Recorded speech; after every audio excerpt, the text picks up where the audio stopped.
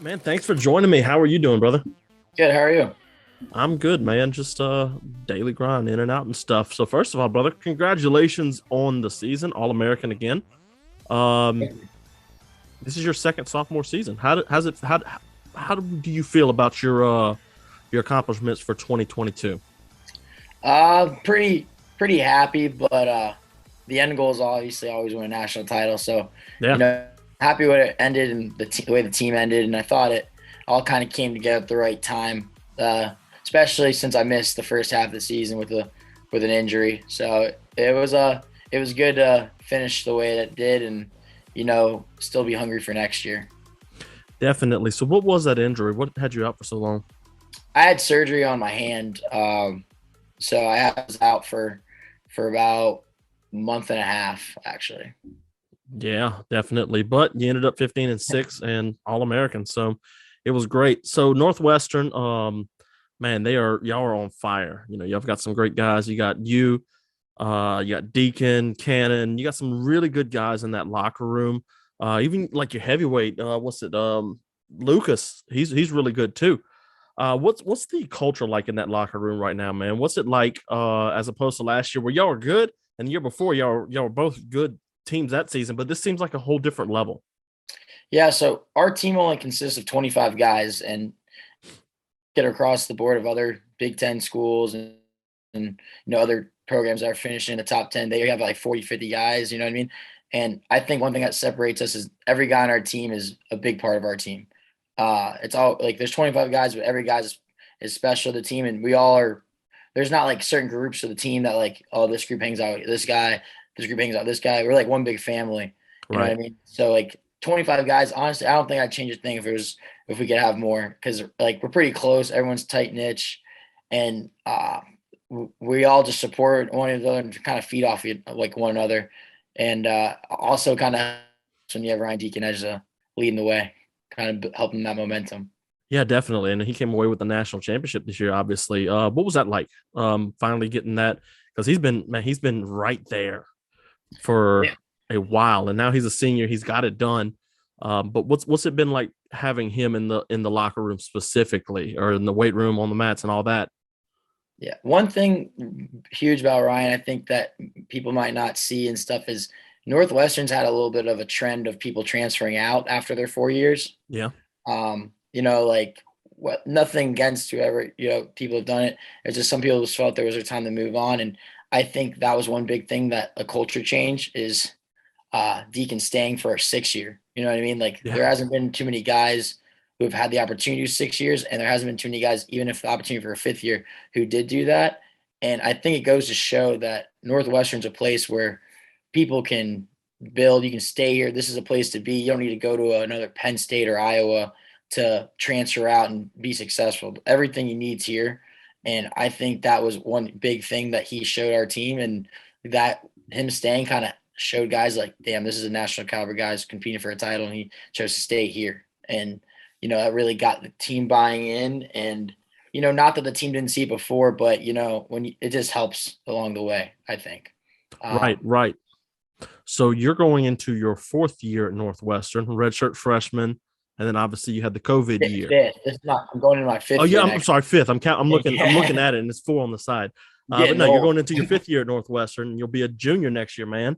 I'm assuming that's going to carry over to you, not transferring out. That kind of mentality there, so you can kind of keep building that program, right?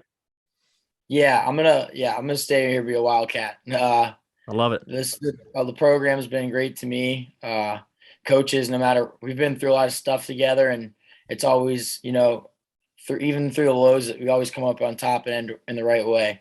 Stornillo and Coach Howe have done an awesome job being here the whole time and building this program, and we've also had great new additions with Joe Cologne and Joe Rao this year. And I think we have the best coaching staff in the country, board top to bottom, covering all areas, and I don't really see a need to go anywhere else.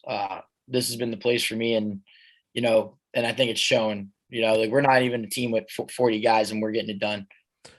Yeah, and you're also gonna set that precedent. I guess that's really what I was getting at for the next generation of Northwestern wrestlers, where it's like, oh, this isn't a stepping stone anymore. This is a legitimate contender and I can be the best. Because Joe is like, I've talked to Joe. He's hilarious. He's great. Yeah, He's a great Greco guy and all that. And just being able to get that guy who was on the brink of an Olympic berth, and a lot of people, myself included, thought he deserved to be in the Olympics. Yeah. But I feel like that setting that precedence is real big part of building the culture around Northwestern wrestling. Yeah, I agree. It's fun. It's like no one wants to see it, but no one thinks Northwestern can do it, or we should be a team in the top 6 in the country. Right. You know what I mean? And next goal is get a trophy, and I think this team can do it. It's obviously tough that Deacon's, but his Ryan Deacon's not really gone because the stuff that he's taught us is still going to be in the team. And I'm excited for this program because it's, like I said, it's fun to be the underdog. It's fun to be the team and guys in purple getting after it. Definitely. And not black and yellow for once. So you mentioned next year. What's your personal goals for next year for Northwestern? Obviously, you mentioned national championship earlier in the episode.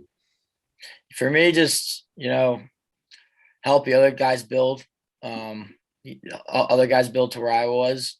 I had a lot of help along the way in my young years from older guys like Sebastian Rivera, Colin Valdiviez, other guys, Deacon. I mean, not my same weight class or size, but right.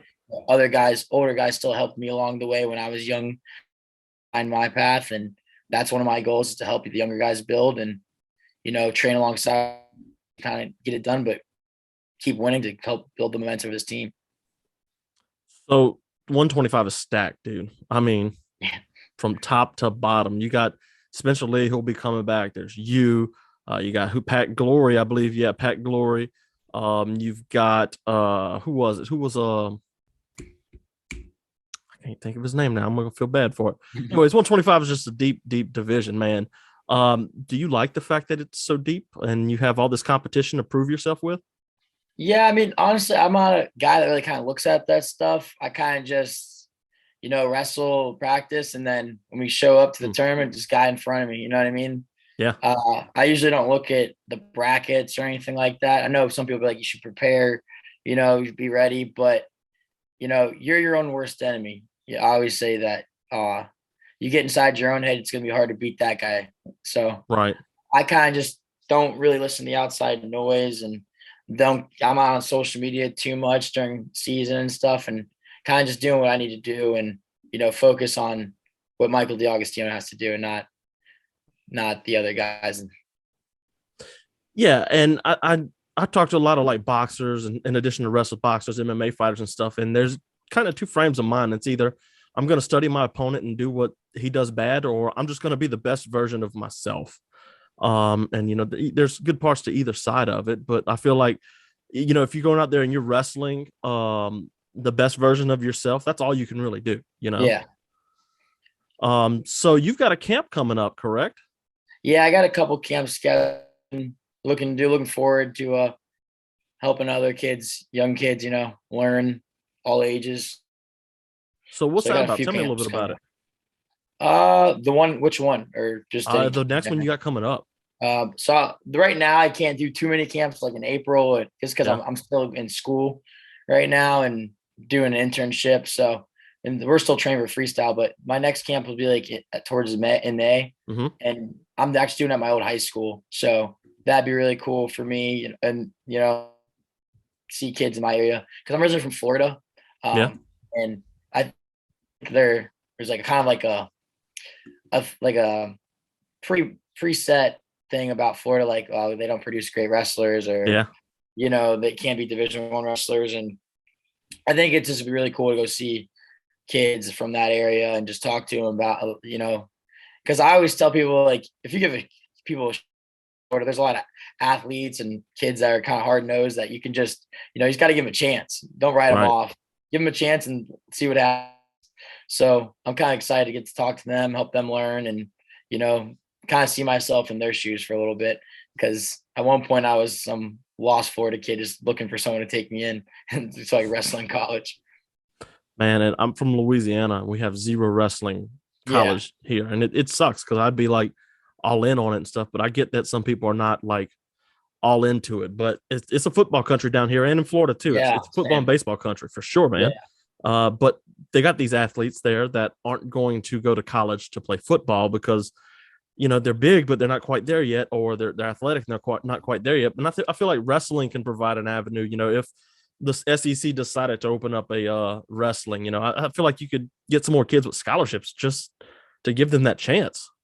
yeah, exactly. So, like it's nice to see that. I think or it's either this year or next year they're adding like 3 or 4 other Division I schools, and it's nice Really? because you're seeing more schools from the South, especially get added. Like Arkansas Little Rock got a Mm-hmm. team. I think Presbyterian Yeah. just got one this year. Is it going to just like a Bellamar or Bellarmine? They just got one as well. So it's good to see these newer schools coming down to the South a little bit, just because give kids more chances and a little bit closer to home. Like Yeah. obviously, if Florida got Division I team, they'd be pretty damn good. Well, look, if they opened up like a D1 college team in Louisiana, you'd have athletes like Kenny Monday, Daniel Yeah, Cormier, Dustin Poirier probably would have wrestled. All these guys would have wrestled, and you've got them all in Louisiana. So no, Florida would have been good, but Louisiana or LSU would have been greater. yeah, it would have been really good. I'm kidding. Dude, Florida gets on my nerves sometimes. I'm not gonna lie to you. Yeah, Uh, I'm not a Football's UF fan, so no offense taken. I'm a, okay. I'm We're a good then. UCF fan. Yeah, Okay. I can take that. I like UCF. I like UCF. All right, Michael. Well, look, I appreciate you coming on, brother. Where can everybody find you on social media so I can get at you about the follow you and the upcoming camps and stuff? it's at Mike Deaug, so MikeDeaug. Perfect. That's my Twitter and my Instagram. Beautiful. Beautiful. Mike, thanks again, man. I'm looking forward to next season. And yeah, brother, take it easy. Appreciate it. Nice talking to you. Have a good one. Later, man.